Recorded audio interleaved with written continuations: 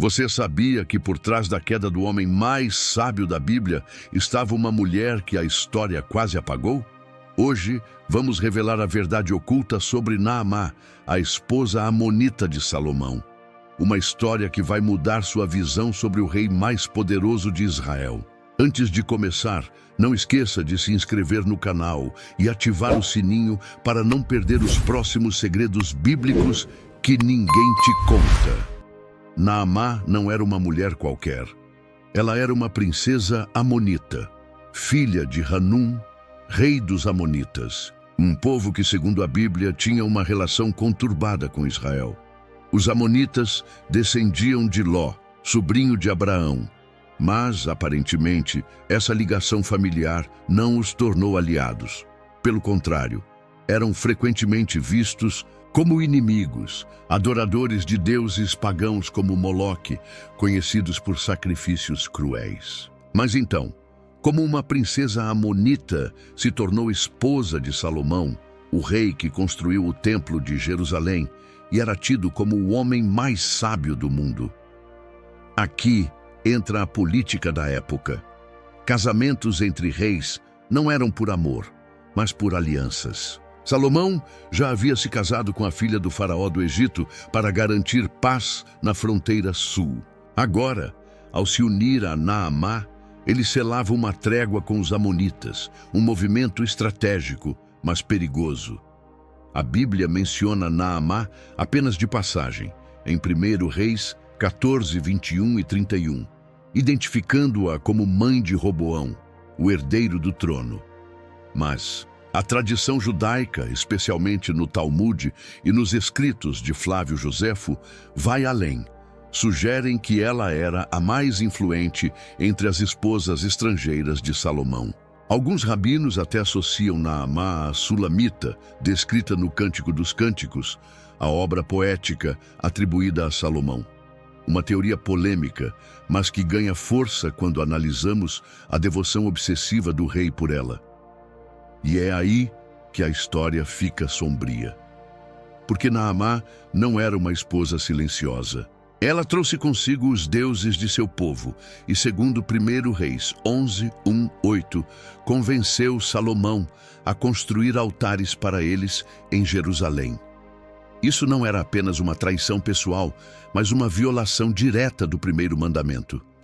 E foi assim que uma princesa estrangeira se tornou a peça-chave na queda do maior rei de Israel. Mas o que exatamente Naamá fez para corromper Salomão? Vamos explorar o amor proibido que destruiu um reinado. Deixe nos comentários. Você acha que Salomão foi vítima ou culpado? E não se esqueça de curtir e compartilhar esse vídeo para que mais pessoas descubram essa história surpreendente. A história do rei Salomão e Naamá revela um dos casos mais trágicos de amor proibido nas escrituras sagradas. Salomão, conhecido como o homem mais sábio de sua época, dotado de discernimento divino e responsável por construir o magnífico templo de Jerusalém, acabou sucumbindo a uma paixão que colocaria em risco todo o seu legado. Naamá não era uma mulher comum. Como princesa amonita, filha do rei Hanum, ela trazia consigo não apenas a nobreza de seu sangue, mas toda uma bagagem cultural e religiosa que entrava em choque direto com os princípios de Israel. Os amonitas, descendentes de Ló, haviam se tornado inimigos históricos do povo de Deus, adoradores de Moloque, deus associado a práticas abomináveis, incluindo sacrifícios humanos. O casamento entre Salomão e Naamá foi inicialmente uma jogada política. Na antiga tradição do Oriente Médio, alianças matrimoniais entre reinos eram estratégias comuns para garantir paz e estabilidade. Salomão já havia se casado com a filha do faraó egípcio com esse mesmo propósito. Porém, com Naamá, algo foi diferente. O que começou como um acordo diplomático transformou-se em uma paixão avassaladora. As tradições judaicas preservadas no Talmude e nos escritos de Flávio Joséfo sugerem que Naamá se tornou a favorita entre as centenas de esposas de Salomão. Alguns estudiosos chegam a identificar nela a figura misteriosa da Sulamita, descrita no Cântico dos Cânticos, livro atribuído ao próprio Salomão. Os versos apaixonados: põe-me como selo sobre o teu coração, como selo sobre o teu braço, porque o amor é forte como a morte. Cetero 8:6. Ganham um significado perturbador quando interpretados nesse contexto. A influência de Naamá sobre Salomão foi se tornando cada vez mais evidente. Enquanto o rei deveria ser o guardião da fé de Israel, ele começou a ceder às pressões de sua amada esposa. A Bíblia relata em 1 Reis 11, 1-8, que Salomão construiu altares para os deuses estrangeiros de suas esposas, incluindo Moloque, a abominação dos amonitas. Esses altares foram erguidos nas colinas ao redor de Jerusalém, uma afronta direta ao Deus de Israel. O texto bíblico é claro ao afirmar que suas mulheres lhe perverteram o coração. 1 Reis 11:3. O mesmo Salomão que havia recebido sabedoria diretamente de Deus, 1 Reis 3:12, que havia construído o templo e dedicado com palavras inspiradas, 1 Reis 8, agora se via envolvido em idolatria por causa de seu amor por Naamá. Esse episódio serve como um alerta atemporal sobre os perigos de permitir que relacionamentos humanos, por mais intensos que sejam, se sobreponham ao relacionamento com Deus. Salomão, o homem mais sábio, acabou cometendo o erro mais básico. Colocou o amor por uma mulher acima do seu compromisso com o Criador. A lição que fica é que nenhuma sabedoria humana, nenhum poder ou riqueza é capaz de nos proteger quando permitimos que paixões terrenas ocupem o lugar que pertence somente a Deus. O caso de Salomão e Naamá permanece como um dos exemplos mais marcantes das consequências devastadoras do amor proibido. A construção dos altares pagãos por Salomão marcou o ponto de virada em seu reinado, transformando um período de ouro em uma era de decadência espiritual. O relato bíblico, em 1 Reis 11, detalha como o rei, influenciado por Naamá e outras esposas estrangeiras, ergueu locais de culto a Quemos, deus dos Moabitas, e a Moloque, divindade amonita. Esses deuses estrangeiros exigiam práticas abomináveis, incluindo sacrifícios humanos, especialmente de crianças. A localização desses altares era estrategicamente perversa, no Monte das Oliveiras, em frente a Jerusalém, 1 Reis 11:7. Imagine a cena, enquanto a Arca da Aliança repousava no Santo dos Santos do templo, do outro lado do vale, fumaça de sacrifícios pagãos subia aos céus. Essa convivência entre o sagrado e o profano simbolizava a duplicidade que havia tomado conta do coração de Salomão. O culto a Moloque merece atenção especial. Este deus amonita era representado por uma estátua de bronze com braços estendidos, onde crianças eram colocadas vivas para serem queimadas. Os gritos das vítimas eram abafados por tambores e símbolos numa prática conhecida como tofete. O fato de Salomão permitir isso mostra até que ponto sua sabedoria havia sido corrompida por sua paixão por Naamá. A reação divina não tardou. O texto bíblico registra que o Senhor se indignou contra Salomão porque o seu coração se desviara do Senhor, Deus de Israel. 1 Reis 11:9. Deus enviou o profeta Aías para anunciar o juízo. O reino seria dividido após a morte de Salomão. 1 Reis 11:11 e 13. Esta profecia se cumpriu literalmente quando Roboão, filho de Salomão, e Naamá assumiu o trono e viu 10 tribos se rebelarem sob a liderança de Jeroboão. O caso de Salomão ilustra um princípio espiritual fundamental. A idolatria nunca fica isolada. Começa como uma concessão aparentemente pequena, apenas um altar, mas logo contamina toda a vida. O homem que havia dedicado o templo com uma oração solene, 1 Reis 8, Agora via sua nação caminhar para a ruína espiritual por causa de suas escolhas pessoais. A ironia é trágica. Salomão, que escreveu "O temor do Senhor é o princípio da sabedoria", Provérbios 9:10, acabou se tornando um exemplo do que acontece quando se abandona esse temor.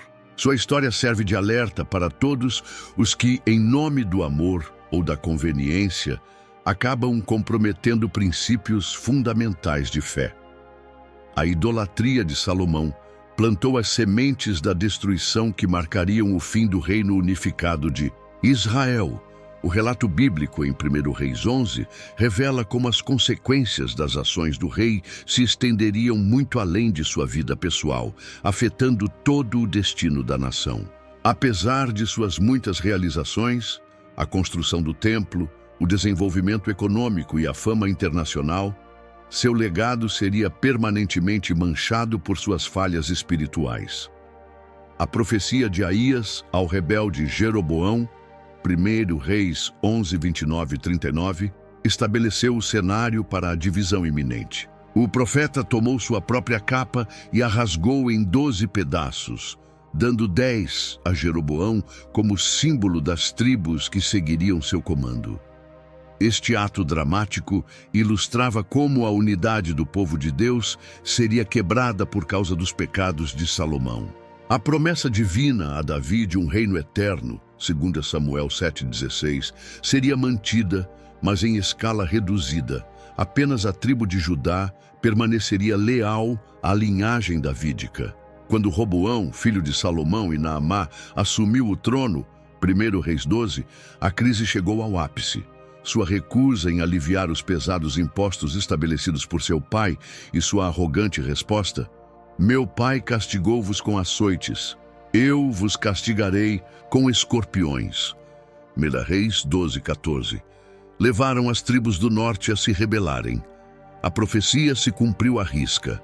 10 tribos seguiram Jeroboão, formando o reino do norte, Israel, enquanto apenas Judá e Benjamim permaneceram leais a Roboão, reino e do sul.